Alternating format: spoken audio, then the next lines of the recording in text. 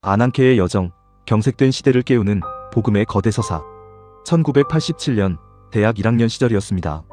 당시 교정의 공기는 무척 뜨거웠고 우리 청년들의 고뇌는 참 깊었습니다. 그의 어느 날이었죠. 고려대학교 고전 히라버 수업 시간, 권창은 선생님으로부터 마주했던 한 단어가 있었습니다. 거의 40년이 지난 지금까지도 제 영혼의 밑바닥을 흔들고 있는 단어입니다.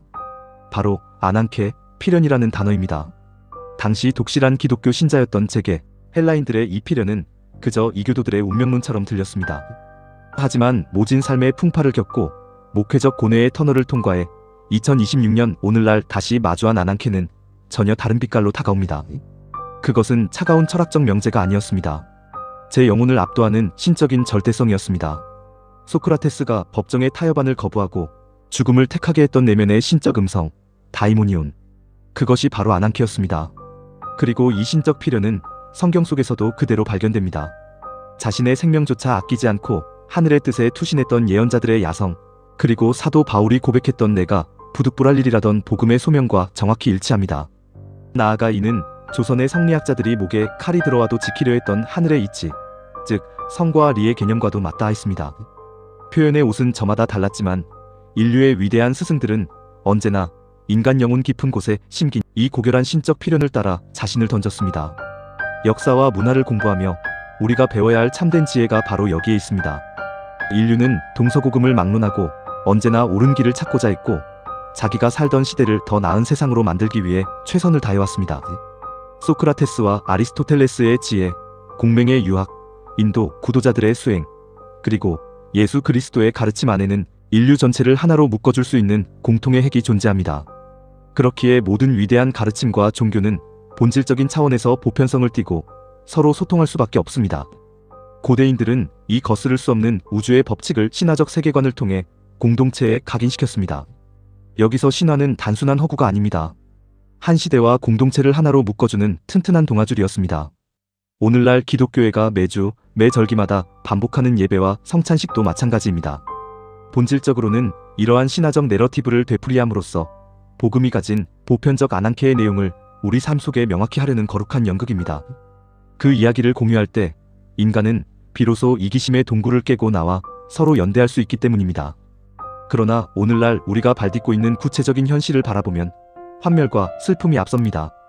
전에 영화 늑대와 함께 추모를 보았는데 거기서 저는 백인 문명의 비루함과 아메리카 인디언들의 고상한 우정과 가치를 보았습니다. 그 후 많은 시간이 흘렀지만 여전히 세상은 비루한 가치관으로 약한 나라를 침공하는 야만을 반복하고 있습니다. 역사 속에는 늘 고결한 가르침을 왜곡하는 비겁한 제사장들과 비루한 선비들이 존재해왔고 오늘날 우리 사회와 교회 역시 그들의 어두운 그림자 아래에서 신음하고 있습니다. 지금 우리 사회의 가장 큰 비극은 바로 경색입니다. 어느 한쪽으로 치우쳐 굳어버리는 것은 생명이 아니라 죽음의 현상입니다. 사법개혁과 검찰개혁의 현장을 보십시오. 사법정의라는 만인에게 공평해야 할 보편적 이치를 특정 권력 집단이 자신들의 조직 논리와 수단으로 독점하고 사유화할 때 사법은 경색됩니다. 교회의 현실은 또 어떻습니까? 예수 그리스도의 보편적 사랑과 공의라는 대양을 잃어버린 채 개교회주의와 도그마라는 좁은 동굴에 갇혀 배타성을 띨 때 교회는 영적으로 경색됩니다. 저 역시 교회의 담임 목사로서 하나님의 공평한 이상을 현실 속에 구현하려 분투하다가 사임이라는 아픈 현실을 맞닥뜨려야 했습니다.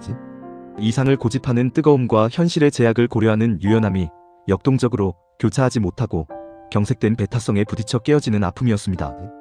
이렇게 한쪽으로 치우쳐 굳어버린 사회와 교회는 더 이상 생명의 호흡을 하지 못합니다. 그렇다면 종교가 힘을 잃고 신화가 해체된 이 탈종교의 시대에 현대인을 다시 하나로 묶어줄 새로운 동아줄은 무엇이 되어야 할까요? 우리는 복음을 어떻게, 어디에 적용해야 할까요? 신학자 톰 라이트의 통찰은 이 어두운 질문에 장엄한 이정표를 제시합니다.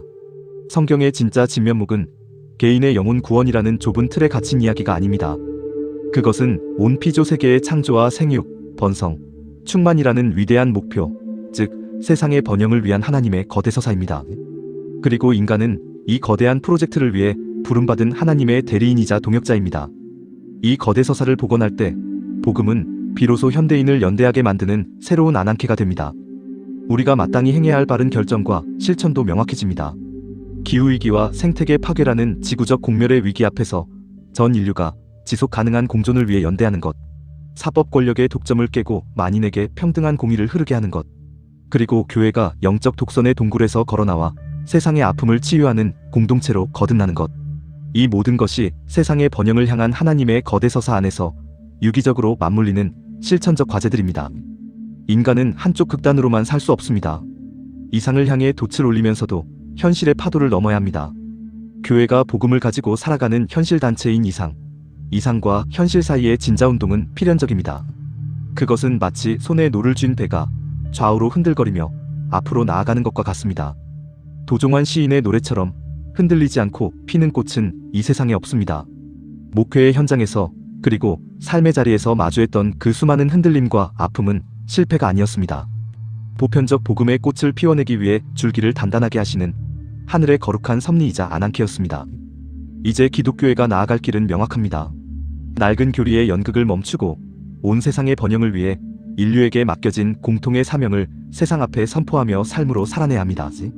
1987년 강의실에서 심겼던 그 작은 안앙케의 씨앗은 이제 경색된 시대를 향해 우리를 하나로 묶어줄 거룩한 보편적 연대를 회복하라고 외치는 선지자적 음성이 되어 제 안에서 요동치고 있습니다.